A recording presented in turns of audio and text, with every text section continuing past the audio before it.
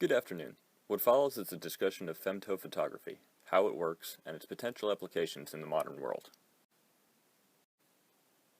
I first heard of femto photography from a brief reference in Eric Siegel's book, Predictive Analytics, The Power to Predict Who Will Click, Buy, Lie, or Die. My curiosity was piqued, so I googled the term and found this video, a TED Talk by Ramesh Raskar, a professor at MIT. Almost immediately, I decided this would be my video for my final presentation this semester. Femto photography is one of those technologies that makes an audience sit up and pay attention, and reminded me of the sci-fi books that I loved to read as a kid.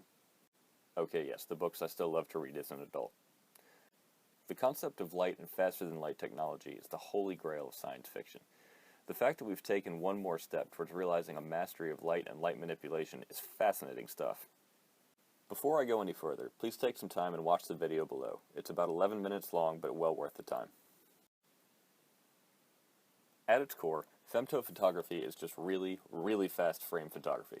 However, as something speeds up, other things moving at relative speeds seem to slow down. In doing so, femto photography makes the speed of light, literally the fastest speed there is, visible to the naked eye. Femto uses a super advanced camera to both emit bursts or bullets of light and capture them in trillionths of a second aperture speeds. The camera can capture light at the speed that it moves, which means it can also identify the exact timing of when and how that light moves, giving femto the capability to know which photons arrive first and where when bounced back off of an object. This creates an echolocation effect, much like bats identifying and hunting insects in the dark based on reflected sound waves. As shown in the previous video, this detection and display of traveling photons means we can tell where an object is even if it is not within our direct line of sight. This technology has near limitless potential. In the military, soldiers could identify the contents of a room without being able to see inside, potentially saving their lives if there are armed combatants or terrorists inside. Furthermore, the soldiers could tell where the combatants are, where any potential hostages are, and the best entry points to breach if needed to rescue those hostages. The police could use this same technology on drug raids for the same reasons. Bomb squads could identify the contents of suspicious packages or IEDs without risking their lives in doing so. On the other hand, this technology could aid the same groups in non-combative roles. Think of an earthquake leveling a few city buildings. Rubble everywhere, panic, survivors difficult to find or even to reach. Femto photography and light manipulation has the potential to aid rescue workers in finding survivors through the rubble, saving hundreds of lives that would otherwise be lost while waiting for those survivors to be found. Speaking of saving lives, the speaker in the video discusses the use of femto photography to see inside of our bodies without an X-ray device. How convenient would it be for physicians to have a real-time view inside of a patient without the need to wait on lengthy X-ray processes or invasive surgeries? A cardiovascular surgeon could see exactly which valves to the heart are being blocked or seizing during a heart attack, or a brain surgeon could see if internal bleeding is putting a patient at risk of a stroke or death. Again, thousands, possibly millions of lives could be saved. And with the right application, femto could be used by anyone, not just specially trained professionals. Automobiles could use femto photography to see around corners and prevent collisions, triggering auto braking or warnings in both cars, saving lives and saving on property damage. Cell phones could be used to see how ripe food is in grocery stores by checking how much light reflects inside of a translucent tomato, again like the example provided in the video. And communication towers could communicate with light via satellite, bending signals around the world faster than ever before. In a world that values every possible second when it comes to communications and technology, it could be the answer to getting instantaneous information to all points on the globe without the need for expensive infrastructure or cables.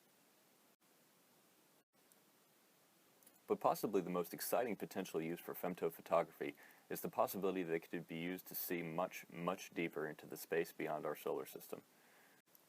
Cameras that powerful, and with such specific aperture settings, could revolutionize our understanding of the universe, possibly to the extent that we can determine if there is more intelligent life out there somewhere, and how we could connect with it. Any new technology dances with the risk of misuse. The most obvious example of misuse with a camera that can see through or around walls is the potential for gross violations of personal privacy. Would people feel safe leaving their windows open at night, knowing that someone could peer in and around their windowsill to see them while they slept, or maybe while they changed? What about international espionage? What clever methods did spies on both sides employ during the Cold War? Imagine their glee to have the technology to bypass entirely the physical barriers to secrecy. The response from the public could be strong, especially if the technology is used without respect for its potential and is reduced to an advanced form of peeping, or if matters of national security were leaked through advanced surveillance techniques. There were 2 points I took away from this video as being exceptionally significant. First, the technology has captured on film the effects of space and time warp at light speed. At about 9 minutes in, the speaker references the strange effect observable in the Coke bottle using color coding. The ripples are moving away from us. They should be moving towards us. Because we are observing light at its own speed, we get strange effects. By applying space and time warp filters, the ripples go back to the expected pattern, confirming with visual evidence that speed and light play a large part in our perception of space and time. The second most significant thing I took away from the video was that the inventors have made this technology open-sourced. Allow me another reference to Eric Siegel in his book. Siegel dedicates a whole chapter to the power of outsourcing technology. He says it brings the ensemble effect into play, causing the weaknesses of one group to be compensated for by another. The greater the number of minds working on a single goal, with autonomy and a way to integrate good results, the better the end results will be.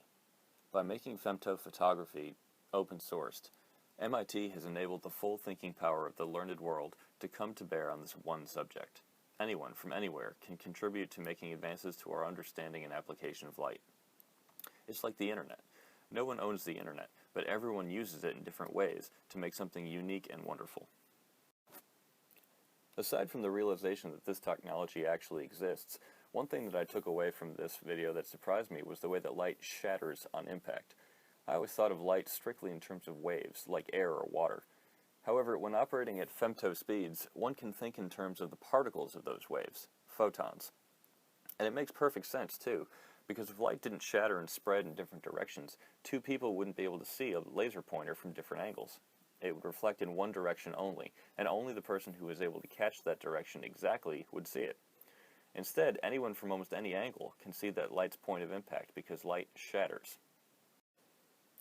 Femtophotography and its spin-off applications won't just affect technology, but it'll affect all the businesses around that technology as well.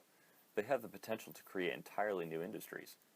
Each application of the technology will require investment in research and development, in manufacturing, safety testing, regulation, and sales and marketing campaigns by leading manufacturers. New technician training will be offered, new security on private buildings will be needed, and copyright laws will be written to manage captured images versus image theft. From top to bottom, a technology of this magnitude could have an impact on the economy as a whole. Much like 3D printing, it opens up so much potential for spin-off technology that could drastically change existing demands in both business, manufacturing, science, medicine, really all across the board in several different industries. As seen in the video, femtophotography exists in the present. It's already here. The applications of this technology, however, are so varied and scalable that new applications could be arriving over the next several decades, maybe even several centuries, arriving from within the next 2 years to the end of our era as the only known life in our solar system. As Ramesh Raskar explains in the closing moments of the video, he and his colleagues have made this technology and data open-sourced so that anyone with an idea can try it out. He goes on to call on doctors and engineers and scientists to challenge the limits of what is currently possible and to deliver innovative ideas for the next dimension of light. Only a few short years ago, the technology behind femtophotography wouldn't have been possible. Every day, advances are made that enable technology like femto, 3D printing, and predictive analytics to jump off the white pages and become real. Femto is young in its development, but it has the potential to dramatically reshape one of the most important forms of raw information available to us, light. By changing the way we interact with and use light, Femto interacts with our imagination on the most basic of levels. I hope to see its effects in the near future, because as an avid sci-fi fan, I'm still waiting on faster-than-light travel so I can go visit far-off planets, interact with strange people, see odd sights. Until then, seeing light itself is a real treat, and one I hope offers a glimpse around the corner of perceptive technology.